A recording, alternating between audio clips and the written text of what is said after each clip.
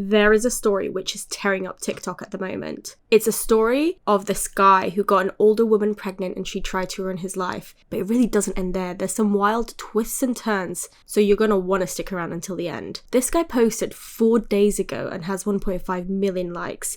So you know this has to be a good story. So we have our protagonist, Brett, who is 23 years old, and he has a one-night stand with Maria, who is from his hometown and is older than him. They have a one-night stand, they bid adieu the next day with the understanding that that's it. Well, fast forward several months later, and she texts him saying she wants a baby. She hasn't been lucky in love, and basically could he help her out in getting pregnant? And she doesn't want anything from him, she would take full responsibility. But I just want to pause there and think, you have a one-night stand with a person and you basically text them months later saying, hey, can you basically get me pregnant? That is so bizarre. But anyway, that's what Brett claims happens. So he first thinks no, but then he thinks he might as well be magnanimous and help someone out who is struggling. So they put together apparently an ironclad agreement cementing what they agreed, which was basically he wouldn't have any responsibility. So a bit later she's ovulating, and then I guess they do the deed, because a few weeks after that,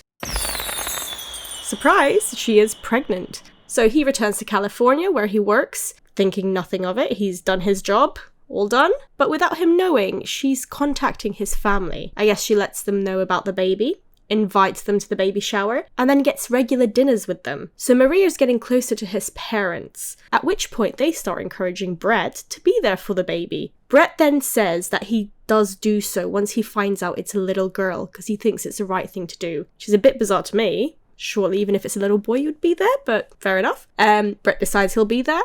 He flies home for the birth, gets a tattoo with his daughter's middle name. Maria then insists on getting together, so being a couple, so they could all be a family, all three of them. Brett refuses. Maria then stops him from seeing his daughter, and there are some texts here, so let's read them. So we can see here Brett has her under baby, and I guess it says BM, so maybe baby mama.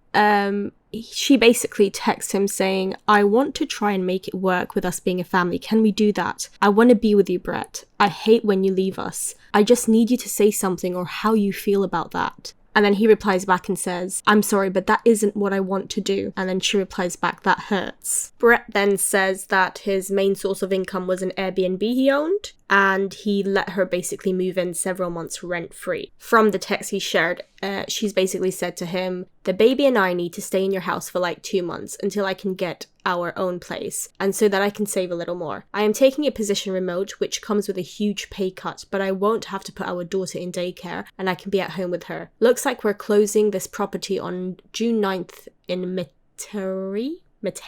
So I'm hoping to be packed up and out of this apartment the weekend prior to the 9th. I'll put all of my stuff in the storage except our clothes. Can we stay there?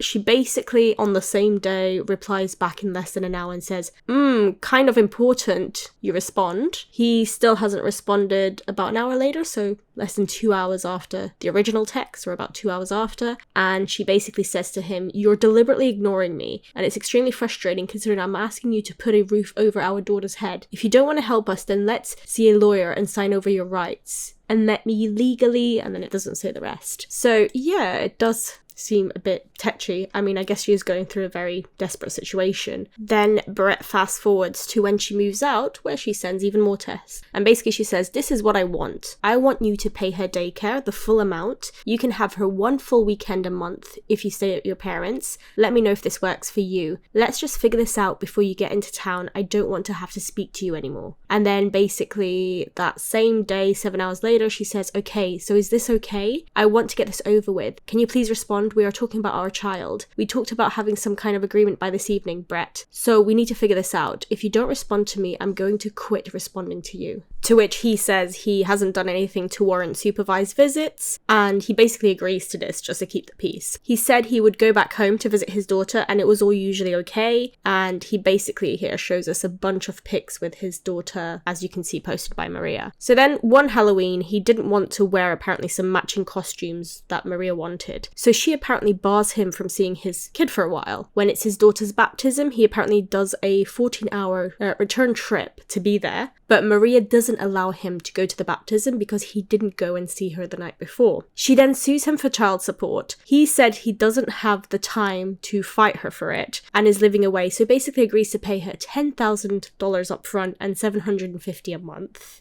He then moves back home and starts seeing his daughter regularly, and things are going good. That is until Brett gets a girlfriend. So Brett has his daughter for the afternoon, so one afternoon, and he's also with his girlfriend.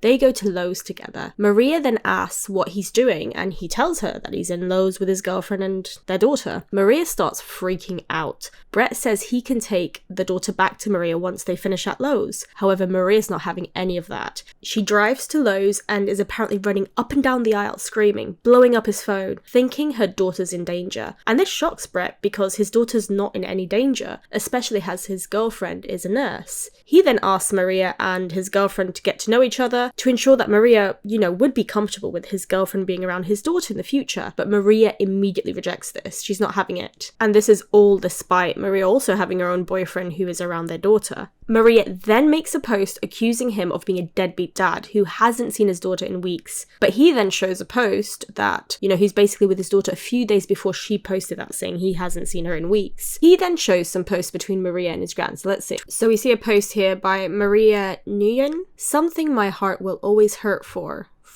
something they're blocked out.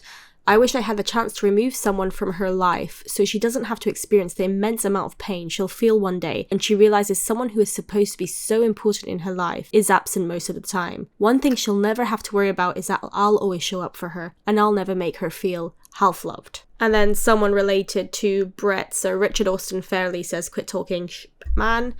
And then Amanda Skelton replies, are you commenting on the correct post? There's no talking looks like she's the one expressing some hard truths and concerns with her daughter. It's called parenting. You and your brother could both take notes. So I'm guessing Richard is Brett's brother. Maria Nguyen then says he's defending someone who's shoveling hot dogs down his throat for Instagram likes, going on a world tour for the rest of the year. According to his most recent post, leaves his daughter with his parents on his weekend so he can travel, and skipped town this weekend to miss another Father's Day with his child. This is just this month. The list goes on and on. Don't come at me. Truth is coming out and I'm not afraid to share it in public anymore. To this, he basically says that he left a bachelor party of his best friend a day early in order to be with his daughter during Father's Day, but you guessed it, Maria just apparently didn't let him see his daughter. He then goes on to show some posts between her and his grandmother, who I assume is Sandra Coffey. So Sandra Coffey says, this is why you should date and marry someone you know and who wants a life with you, because children are going to live with these choices. Thingy must be the daughter, is precious, but she didn't come into this world under normal choices and circumstances. The guy had no clue what he was getting into. I truly wish you and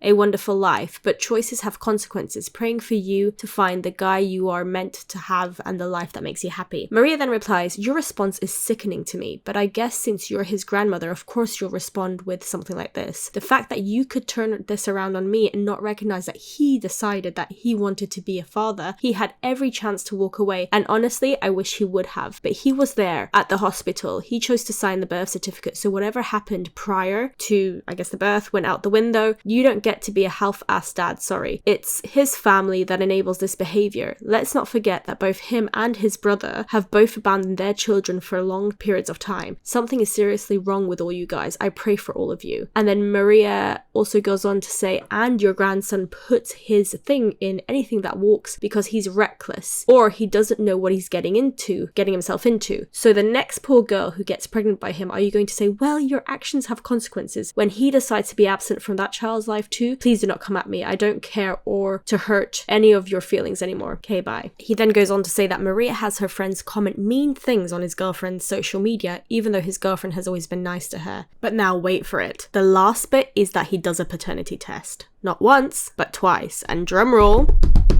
he is not the father. And he doesn't know who it is. Maria apparently assured him it could have only been him at the time. He found the situation weird, but he was always happy to be a dad. He thinks that Maria must have been pregnant when she asked him to get her pregnant. So maybe some sort of situation of entrapment. So this is where the Brett storytelling part ends. Now, I tried to look for Maria, see if we've got her side of the story, but Can't really find her. Don't know if she's deleted accounts. However, we have someone new entering the chat. We've got Michelle, who is Maria's cousin. She says she's super close to her, is with her daily and knows all the tea. However, she makes like a over 10-minute long video, which is a lot of waffling, so I picked out the main points for you all. First of all, she says that it wasn't a one-night stand between Maria and Brett, and she also calls him out on calling Maria old. Maria is apparently 33 years old, and Brett is like 28, 27, and apparently his new girlfriend, so Nurse Hadley, is 32 years old. I think she's like a year younger than Maria, according to Michelle. Apparently also, when they met, he was unemployed while Maria had money, apparently driving a Benz. So Michelle accuses them of exploiting his kid and Maria for views and likes, and emphatically says he is the dad. She doubts on the at-home paternity test as there is no third party involved, only him and potentially Nurse Hadley. She says for 3 years he has never asked for a paternity test, and now all of a sudden he does. Then she goes on to criticize this picture. Now, this is a picture posted on Nurse Hadley's account, so Brett's girlfriend, on 12th of September, so about a month prior to him having made his video and the whole story time. And it basically has that picture of him with his daughter's middle name when she was born, so the love, and then on the bottom, he's basically crossed it out. And it says, if you know, you know, the most insane story time coming soon, so hinting at that video he was going to make. Now, she kind of criticizes the fact that he is, you know, kind of happily looking at his daughter's middle name crossed out when he's not like absolutely sure that she's not his daughter. She also calls out Brett for not paying child support. She basically kind of calls him to show the receipts because she claims he can't. Michelle also says that Maria was around his friend group and they all know the truth, especially Brendan, who's Brett's best friend. And now Maria is apparently trying to get papers served to Brett in Austin. So as a response, I'm guessing, to this video posted on the 4th, which apparently she had no prior knowledge of. Now, Michelle also posts another video, which I'm just going to play back to you, and it shows, I guess, some of their own receipts as to this whole debacle. When I was 23, I had a one-night stand with a girl from my hometown named Maria. We both knew it was nothing more than that, and